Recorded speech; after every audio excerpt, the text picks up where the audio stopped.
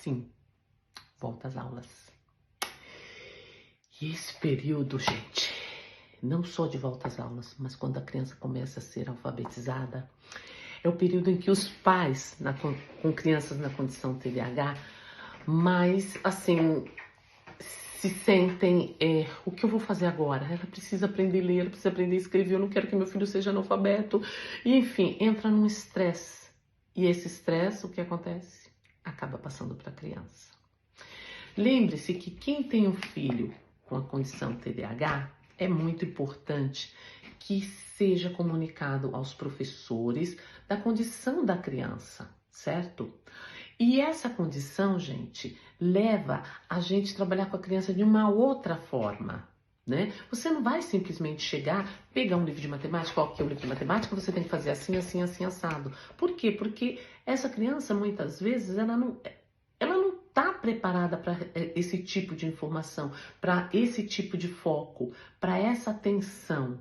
Porque a criança com TDAH, gente, muitas vezes ela está trazendo comorbidades que interferem no aprendizado dela, por exemplo, dislexia, vamos dizer assim, que interferem no aprendizado, que não dá para seguir no mesmo ritmo. E aí você bomba a criança, chega em casa, essa criança sempre está cheia, ela já chega estressada, você não imagina o nível de esforço mental que essa criança faz para tentar acompanhar uma aula. Onde essa aula, muitas vezes, não está preparada para ela não está preparada para seguir essa aula. Então, o nível de estresse dela é grande. Ela chega em casa, ela fica com a cabeça desse tamanho.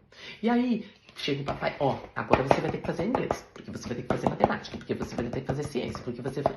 A criança, bum, explode. Isso, a criança explode.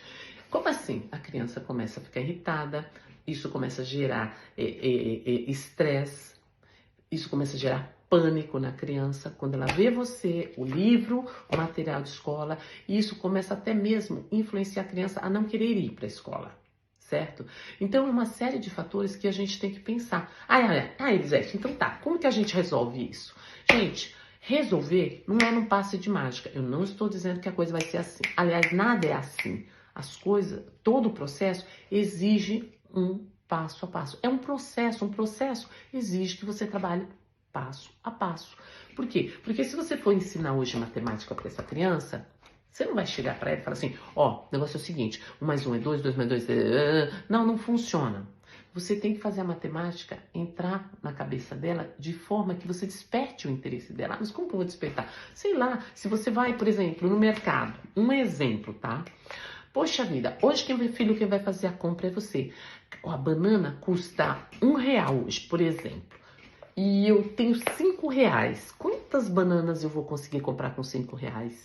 Nisso, é matemática. Você está ali trabalhando com a criança. Mas eu te dei R$10. Quanto você vai obter de troco?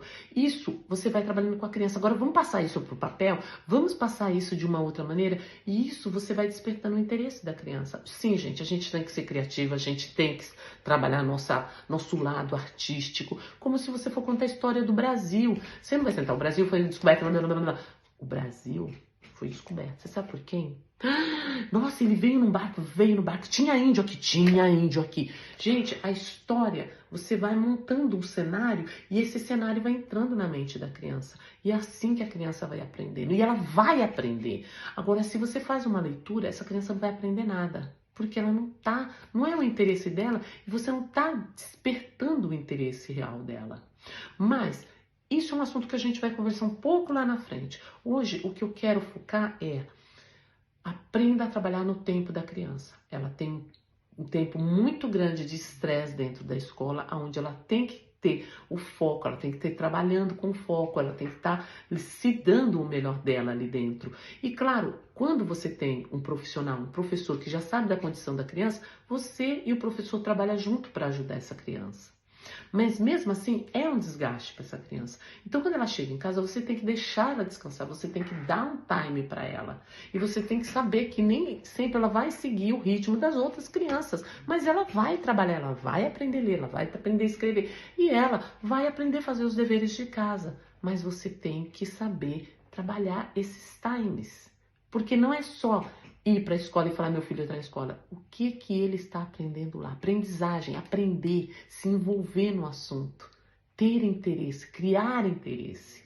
Então, antes que você monte uma bomba em casa e depois não consiga desarmá-la, pensa no seguinte, não arme a bomba, arme uma estrutura onde você vai trabalhando devagar até achar o ritmo. E você vai achar o ritmo. E o professor vai entender que os dedos da mão não são iguais. Assim como as pessoas também não são iguais. Assim como o DNA não é igual.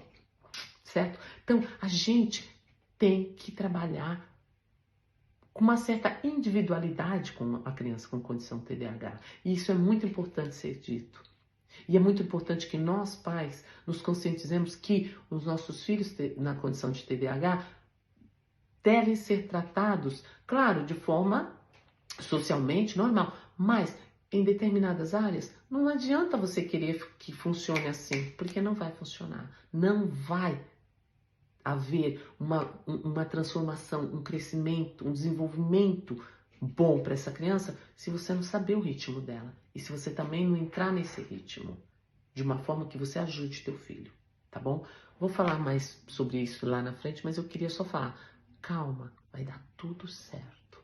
Seu filho, ele é inteligente, ele é criativo, ele é empático, ele tem muitas características positivas que às vezes a gente no nosso estresse só vê o negativo. Não, veja o positivo, porque eles têm muita coisa para nos ensinar.